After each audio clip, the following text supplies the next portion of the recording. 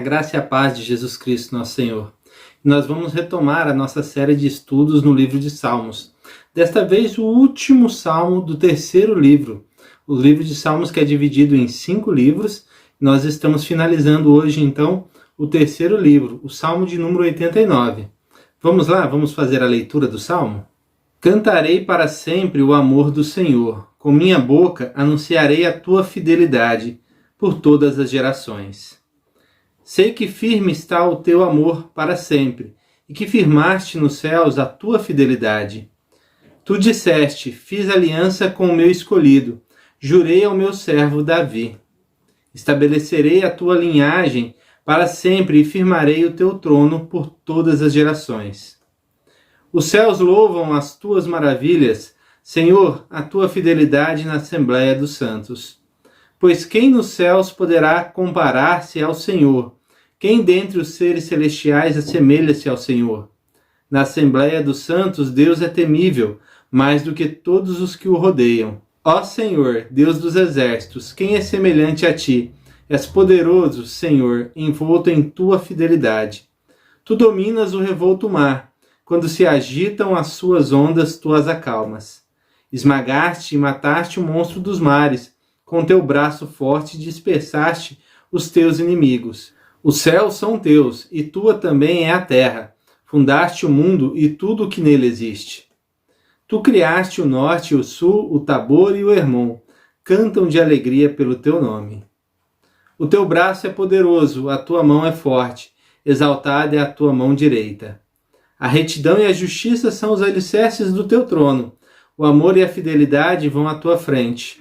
Como é feliz o povo que aprendeu a aclamar-te, Senhor, e que andam na luz da tua presença. Sem cessar exultam o teu nome e alegram-se na tua retidão. Pois tu és a nossa glória e a nossa força, e pelo teu favor exaltas a nossa força. Sim, Senhor, tu és o nosso escudo, ó Santo de Israel, tu és o nosso Rei. Numa visão falaste um dia aos teus fiéis, disseste, cobri de força um guerreiro, exaltei um homem escolhido dentre o povo. Encontrei o meu servo Davi, ungi-o com o meu óleo sagrado. A minha mão o susterá e o meu braço o fará forte. Nenhum inimigo o sujeitará a tributos, nenhum injusto o oprimirá. Esmagarei diante dele os seus adversários e destruirei os seus inimigos. A minha fidelidade e o meu amor o acompanharão, e pelo meu nome aumentará o seu poder. A sua mão dominará até o mar, e a sua mão direita até os rios. Ele me dirá, tu és o meu Pai, o meu Deus, a rocha que me salva. Também eu nomearei meu primogênito, o mais exaltado dos reis da terra. Manterei o meu amor por ele para sempre, e a minha aliança com ele jamais se quebrará. Firmarei a sua linhagem para sempre, o seu trono durará enquanto existirem os céus. Se os seus filhos abandonarem a minha lei e não seguirem as minhas ordenanças, se violarem os meus decretos e deixarem de obedecer os meus mandamentos, com a vara castigarei o seu pecado e a sua iniquidade com açoites. Mas não afastarei dele o meu amor, jamais desistirei da minha fidelidade. Não violarei a minha aliança, nem modificarei as promessas dos meus lábios. De uma vez para sempre jurei pela minha santidade, e não mentirei a Davi. Que a sua linhagem permanecerá para sempre e o seu trono durará como o sol, e será estabelecido para sempre como a lua e fiel testemunha no céu. Mas tu o rejeitaste, recusaste-o e te enfureceste com o teu ungido. Revogaste a aliança com o teu servo e desonraste a sua coroa, lançando-a ao chão. Derrubaste todos os seus muros e reduziste as ruínas às suas fortalezas. Todos os que passam o saqueiam, tornou-se motivo de zombaria para os seus vizinhos. Tu exaltaste a mão direita dos seus adversários e encheste de alegria todos os seus inimigos. Tiraste o fio da sua espada e não o apoiaste na batalha. Deste fim ao seu esplendor e atiraste ao chão o seu trono. Encurtaste os dias da sua juventude, com o manto de vergonha o cobriste. Até quando, Senhor? Para sempre te esconderá? Até quando a tua ira queimará como fogo? Lembra-te de como é passageira a minha vida. Terás criado em vão todos os homens? Que homem pode viver e não ver a morte? ou livrar-se do poder da sepultura? Ó Senhor, onde está o teu antigo amor, que com fidelidade juraste a Davi? Lembra-te, Senhor, das afrontas que o teu servo tem sofrido, das zombarias que no íntimo tenho que suportar de todos os povos, das zombarias dos teus inimigos, Senhor, com que afrontam a cada passo o teu ungido. Bendito seja o Senhor, para sempre. Amém e amém. Vamos orar ao Senhor? Santo Deus, em nome de Jesus Cristo, nós nos colocamos diante do Senhor. Pedimos a sua orientação para esse estudo. Pedimos que o Espírito Santo nos direcione, nos guie, a fim de que aprendamos e façamos a tua vontade. Orienta-nos e guarda-nos de todo e qualquer erro, ao ler, ao explicar a tua palavra. Que ela, que é viva e eficaz, faça morada em nossos corações e nos transforme. Em nome de Jesus, teu Filho, é que oramos agradecidos. Amém e amém. E o tema dessa mensagem é justamente a fidelidade de Deus. Quando você começa a ler este salmo, você percebe de cara que fidelidade, amor são palavras que são constantemente repetidas durante as linhas deste salmo. Então você precisa ler justamente com essa visão. E para entender melhor, nós vamos dividir este salmo em 5 pontos para que nós possamos aproveitar ao máximo esse estudo. O primeiro ponto diz que grande é a fidelidade do Senhor. Veja entre o versículo 1 até o versículo 4. Vai se falar do testemunho sobre o amor e a fidelidade de Deus, que o salmista deseja realizar, sobre o amor e a fidelidade de Deus que são invariáveis e sobre a promessa de Deus a Davi. O salmo inicia então com esse cântico sobre a fidelidade de Deus, como Deus é fiel, como Deus é amoroso. E enquanto ele faz essa declaração, ele reafirma justamente esses atributos de Deus, parte da personalidade de Deus. Quando nós fazemos a pergunta quem é Deus, é algo muito complicado da gente responder. Não há como uma pessoa responder quem é Deus. O que temos são os atributos de Deus. E por meio dos seus atributos, nós sabemos então que ele é fiel, que ele é amoroso, que ele é santo, justo, que ele é um Deus que se ira contra o pecado, que ele é um Deus que é bondoso. Então nós temos uma gama de atributos de Deus que falam a respeito da personalidade. Por meio desses atributos, nós identificamos então e nos relacionamos com o nosso Deus. É claro que alguns atributos são mais falados, mas Deus não é somente um atributo, ele é um todo. E a Bíblia vai falando e relatando a respeito desses atributos. E nesse salmo especificamente, o que fica muito claro, evidente e exaltado é a fidelidade e o amor de Deus.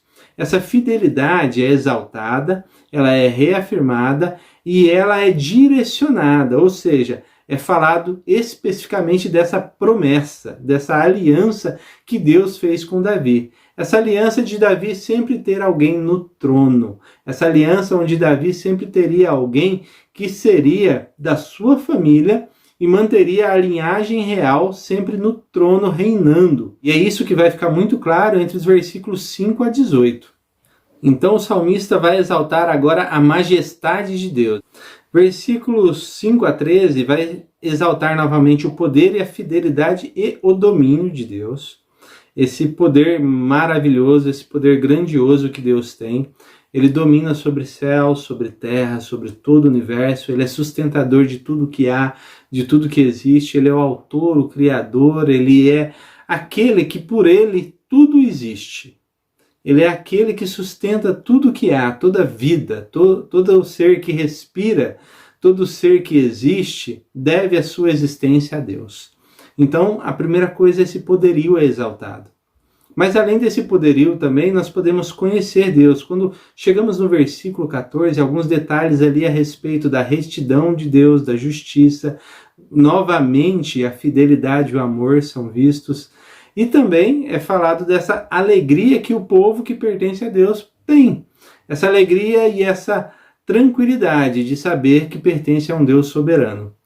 Quão complicado seria se tivéssemos um Deus volúvel, um Deus que é melindroso, um Deus que uma hora é de um jeito, outra hora é de outro jeito e a gente sempre estaria ali pisando em ovos. Não, nós temos um Deus constante, um Deus fiel, um Deus amoroso, um Deus justo, um Deus reto, um Deus verdadeiro, um Deus que realmente se preocupa conosco. E é importante nós entendermos isso, porque o que esse salmista faz durante as linhas deste salmo? Ele deixa claro quem é Deus. E por que esse salmista está orando? Porque ele conhece esse Deus, porque ele se relaciona com Deus e por esse motivo ele então vai buscar em Deus aquilo que é o socorro para a sua vida e o seu momento de existência. Isso nós vamos ver daqui a pouco. E o salmo continua, e entre o versículo 19 a 37 vai se lembrar da aliança feita com Davi. Aliança essa que foi exposta lá em 2 Samuel, capítulo 7. Ali fica muito clara a aliança que Deus fez de manter Davi no trono, manter sua descendência no trono. Então, Davi é um precursor justamente do Cristo que haveria de vir. Davi, então, ele é uma figura, um tipo que representa o próprio Cristo que haveria de vir. O Cristo, Jesus, esse que nunca sairá do trono, esse que tem toda a autoridade e poder nos céus e na terra. Davi é uma espécie de precursor, ele é alguém que vem antes, mas que fala e testemunha a respeito daquele que haveria de vir. As coisas prometidas a Davi aconteceram, ele teve um reino próspero, conhecido em toda a terra, a sua descendência continuou no trono, porém, de forma plena, só a realização dessa promessa só em Jesus Cristo. E a gente percebe isso porque o texto vai continuar e o salmista vai nos dizer sobre algumas lutas, alguns problemas, algumas dificuldades que eles estão tendo ali naquele período. Justamente a Babilônia está invadindo e está tendo um grande problema ali, porque o rei foi levado ainda muito jovem, o rei foi levado da sua terra e agora ele, o salmista, está buscando socorro em Deus. Então nós vemos aí, entre o versículo 38 e 52, que o povo foi derrotado por conta dos seus pecados.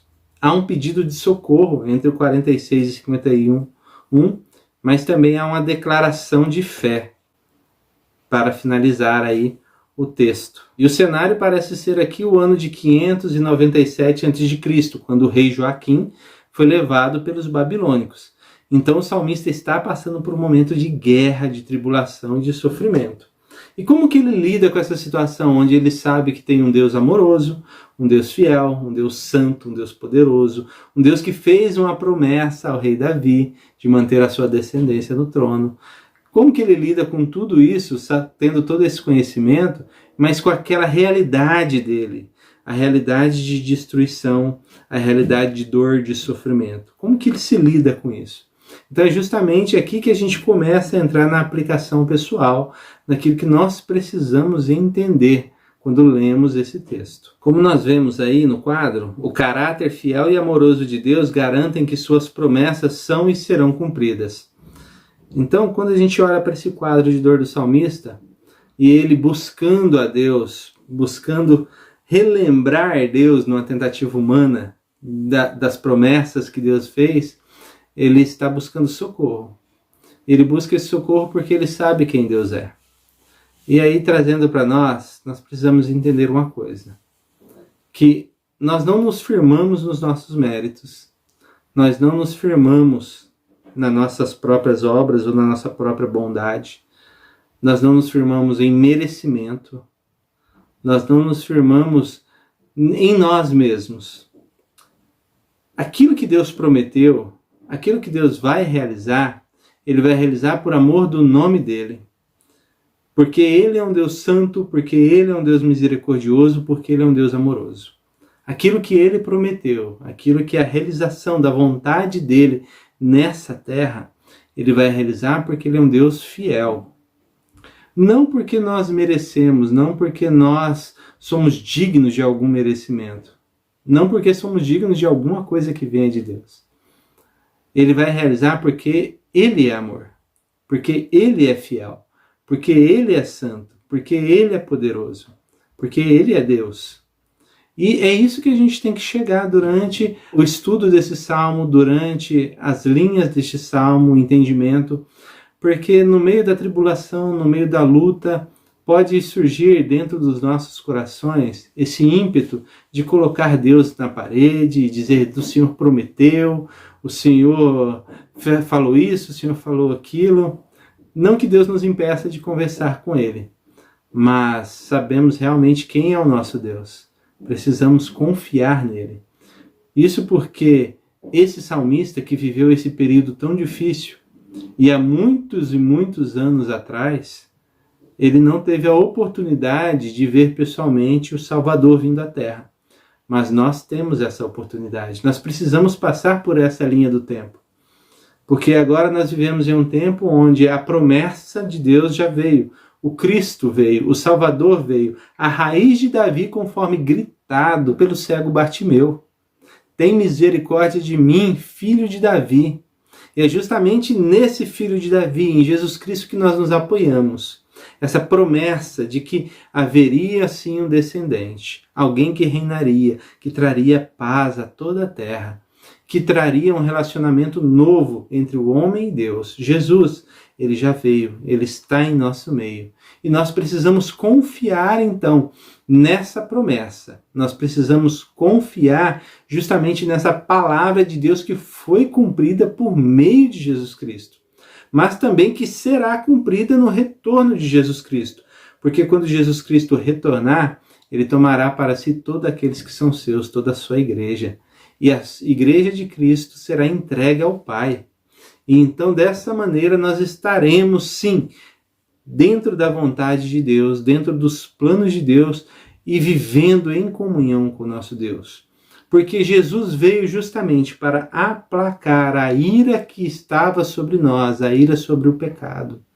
E agora, com essa ira aplacada, nós podemos retomar um relacionamento verdadeiro com esse Deus, que é amoroso, que é fiel.